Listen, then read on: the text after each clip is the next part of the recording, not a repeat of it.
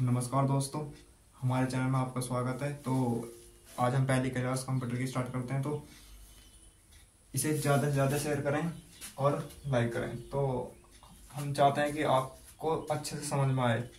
तो जितनी ज़्यादा से ज़्यादा वीडियो लाइक करेंगे और शेयर करेंगे तो हमारा इतना ही उत्साह ज़्यादा बढ़ेगा, तो हमें वीडियो बनाने के लिए भी और अच्छा लगेगा। तो कंप्यूटर की पहली क्लास है बेसिक। देखो, तो हम बात कर लें कंप्यूटर शब्द की बात करें तो कंप्यूटर जो है, कंप्यूटर शब्द की जो उत्पत्ति हुई है वो ग्रीक भाषा के कंप्यूट शब्द से हुई है। तो आइए आगे देखते हैं इसमें। तो इसका कंप्यूट शब्द का अर्थ है गणना करना। कंप्यूट शब्द का अर्थ है गणना करना, यानी टू कैलकुलेट। तो अगर मैं बात करूं, इसी कारण इस कंप्यूटर को हम संगणन कह सकते हैं या कहते भी हैं। आगे बात करें तो कंप्यूटर, जो आधुनिक कंप्यूटर है उसके जनक कौन है, या तो वे हैं हमारे चार्ल्स बेबेज। तो चार्ल्स बेबेज कहाँ के हैं, क्वेश्चन यहाँ से बनता, इंग्लैंड के, ठीक है। और इनका जन्म इतने से इतने तक था। चार्ल्स बेबेज ने ये वाला कंप्यूटर नहीं बनाया था जिसे हम आज देखते हैं कि ये CPU है और कीबोर्ड माउस, ये चीज नहीं बनाई थी। चार्ल्स बेबेज ने एक शुरुआत की थी डिफेंस इंजन की, ठीक है, जिसमें कि वह एक मशीन थी जो 50 पॉइंट के 20 अंक बाद तक गणना कर सकती थी। उसके बाद और दूसरी मशीन बनाई जो 50 अंक तक गणना कर सकती थी, एनालिटिक मशीन जो थी, या मशीन इंजन कह सकते हैं उसे। तो चार्ल्स बेबेज ने क्या किया था, डिफेंस इंजन का आविष्कार किया था 1822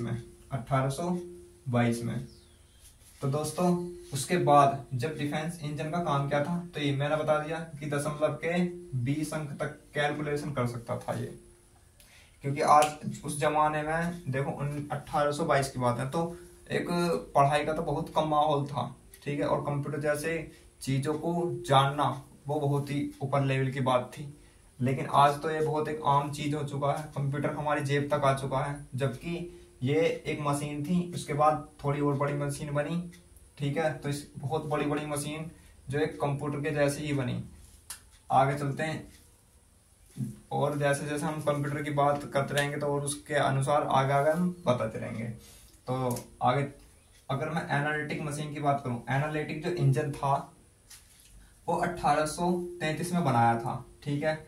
इसका भी काम यही था कि कैलकुलेशन आसान करना। बस ये क्या था, ये 50 अंक को दशमलव के बाद, जैसे दशमलव है इसके बाद 50 अंकों तक की भी गणना कर सकता था, उसके लिए था।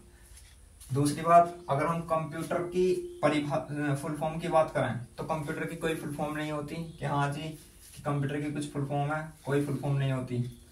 आगे कंप्यूटर की इसकी डेफिनेशन होती है, हमें पता है कंप्यूटर इज इलेक्ट्रॉनिक डिवाइस। तो इसका मतलब कंप्यूटर एक इलेक्ट्रॉनिक डिवाइस है जो अंगणितीय और तार्किक यानी मैथमेटिकल और लॉजिकल गणनाएं करता है। तो अगर मैं इसमें बात करूं तो अंगणितीय मतलब प्लस माइनस गुणा भाग, और तार्किक बराबर बराबर नहीं है, बड़ा छोटा, इस तरीके से होते हैं लॉजिकल।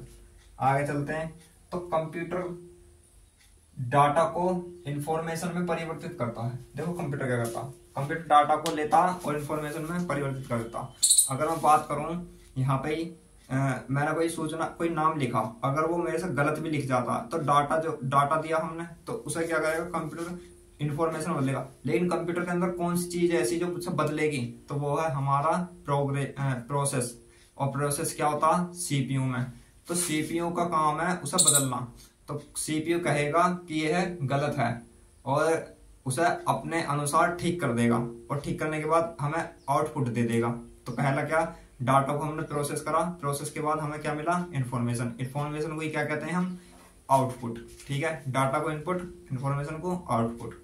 आगे चलते हैं तो अगर मैं इसमें बात करूं डाटा, तो डाटा क्या होता है, हमारा रॉ मटेरियल। जैसे मैंने अभी बताया है, रॉ मटेरियल यानी रॉ फैक्ट, कि हमने उल्टा सीधा नाम लिखा कोई भी, जैसे जवाहरलाल नेहरू है तो जवाहरलाल, जैसे मैंने कुछ भी नाम लिख दिया, जो यहाँ पर सर्च बार होता है इस तरीके से, उसमें मैंने उल्टा सीधा नाम लिया जवाहर नेहरू लाल, ऐसा कर दिया, या कुछ भी ऐसे तरीके से लिख दिया, उसमें स्पेलिंग एरर कर दी, तो वो क्या करेगा, वो डाटा जाएगा किसके पास, प्रोग्रेस, तो प्रोग्रेस होएगा यानी सीपीयू के पास, सीपीयू क्या कर देगा उसको सही करके और जो कच्चे तथ्य हैं हमारे उन्हें पक्का कर देगा, यानी उन्हें पक्का देगा, तार्किक एकदम बढ़िया तरीके से उसे लिख के देगा कि हाँ ये जो जानना चाह रहा है ना वो ये चीज है।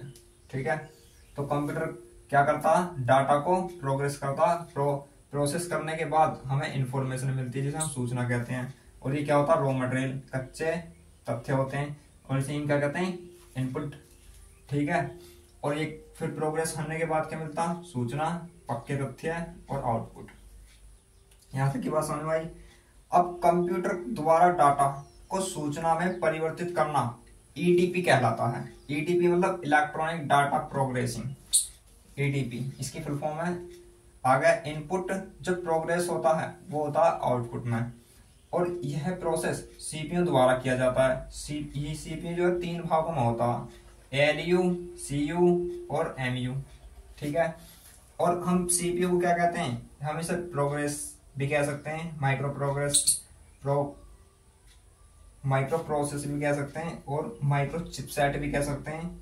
मतलब इस तरीके से इसके नाम अलग अलग भागों में दिए जा सकते हैं। आगे बात करें तो सीपीयू, देखो सीपीयू ये नहीं है कि सीपीयू इस तरीके का एक बॉक्स है, उसके अंदर एक सीडी का एक फंक्शन होता है, एक यहाँ पर चिपसेट लगाने का यानी एक लीड लगाने का फंक्शन यहाँ होता है, यहाँ होता है, इस तरीके से यहाँ एक बटन होता है।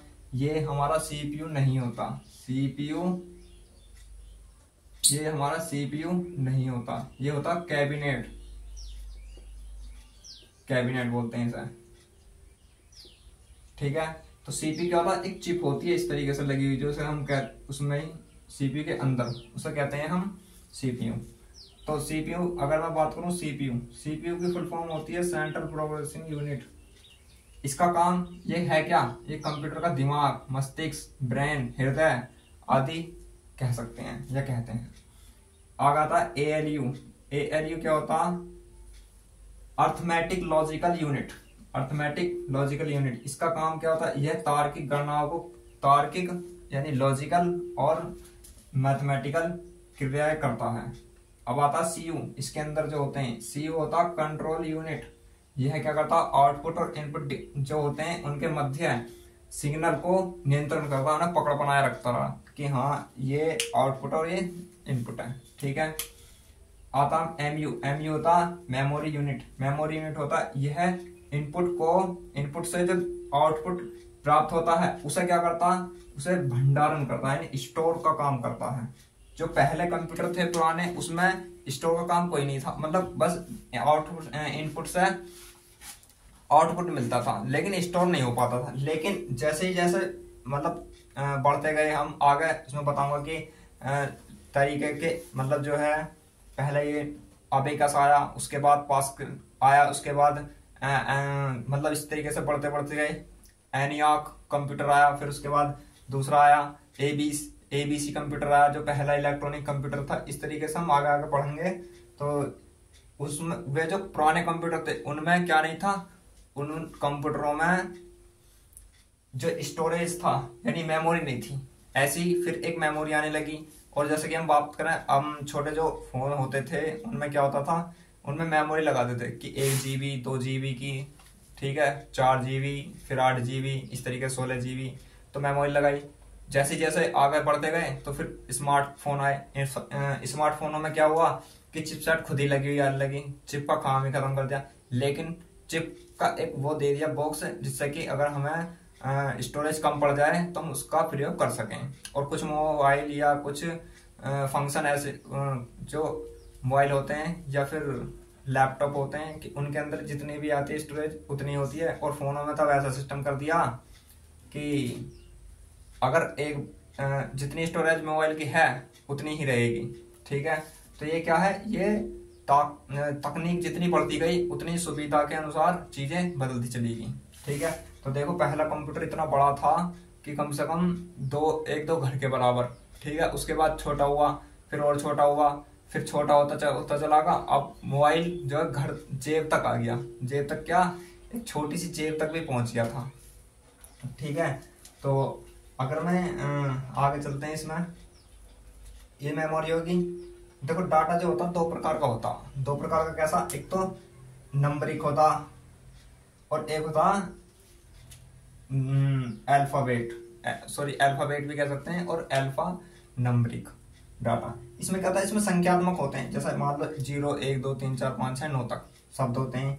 और जो हमारा गैर संख्यात्मक होता उसमें क्या होता है, A to Z, बड़े छोटे ABCD, ठीक है, इस हैज, स्टार, और तुम्हारे @ इमोजी वगैरह, स्टिकर जो भेजते हैं लोग कि हंसने का, रोने का, गाने का, इस तरीके से चिड़चिड़े का, हर तरीके का, तो ये क्या होते हैं।